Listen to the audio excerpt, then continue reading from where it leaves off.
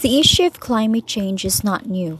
It has already been on the agenda of the world ecologists in the 1990s and in the 2010s. The issue seems to have gained a new significance.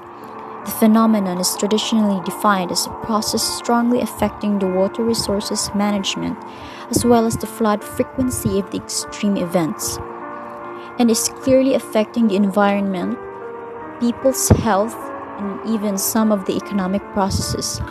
Despite the relatively slow speed of the global warming process, it is bound to have drastic effects, including the rise of sea levels and the flowing threat of floods. A drop in rates of human health is expected relatively soon. While the measures used currently in order to address the climate change process can be viewed as adequate, they can only postpone the negative effects that climate change triggers, yet can hardly prevent it. The major problems and what the issue. Triggered by the process of global warming, the gradual climate change of the Earth does have a tangibly negative effect. Traditionally, several key results of the climate change process are identified. Among these are the destruction of the natural habitat, the melting of ice caps and the following increase in the number of floods, the destruction of tropical forests, and the replacement by the savanna. The health concerns rise in respiratory diseases and disease spreading speed, and the possible issues with food supply caused by the extinction of certain species due to the aforementioned habitat destruction should be named. The supplementary strategy and how it works. Unlike the previous strategy, which creates the premises for eliminating the effects of the climate change, this one being an adaptation involves the strategy for dealing with the possible consequences, not mitigating them. This explains the radical difference between the two strategies specified. The sustainable strategy is aimed at reducing the harmful impact of industry, as well as the use of natural resources. Naturally, this strategy may seem somewhat slow and even lacking in efficiency due to the fact that it does not prevent the effects of the climate change.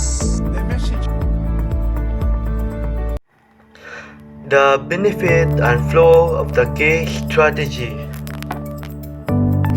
A variety of solutions to the problem of climate change have been proposed, most of the credit of scholars.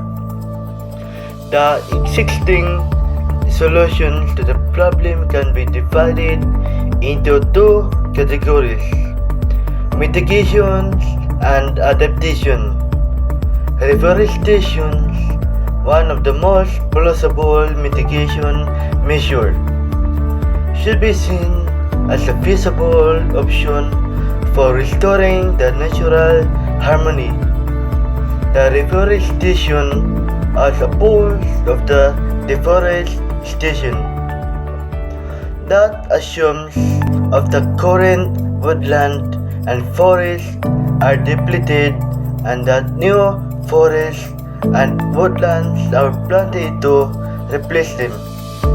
Large-scale reforestation effort could be a formidable and cost-effective climate change adaptation method.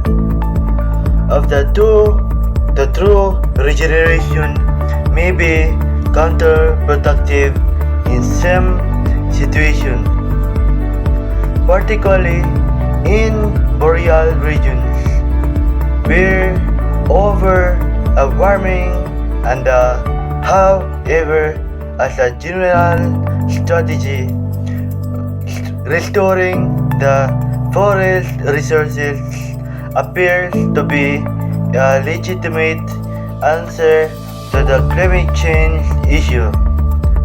By assigning a plan to the mitigation category, one assumes that its implementation will eventually result in the abolition of the harmful effect of the approach in question. Reveal that it aims mitigate the effects of the climate change of the forest. Right now, we're facing a man-made disaster of global scale, our greatest threat in thousands of years, climate change. If we don't take action, the collapse of our civilizations and the extinction of much of the natural world is on the horizon. The world's people have spoken. Their message is clear. Conclusion. The catastrophe can be prevented. There is no point ignoring the fact that the climate change not only takes place, but also escalates at a comparatively fast pace. A range of strategies have been suggested for addressing the issue. While the idea of eliminating every single effect of global warming by putting a stop to the process sounds very alluring, the concept of adaptation may bring more satisfying results due to its flexibility. Therefore, the supplementary strategy, which is traditionally shoved at the bottom of the priority list, seems the most appropriate manner of dealing with the climate change process.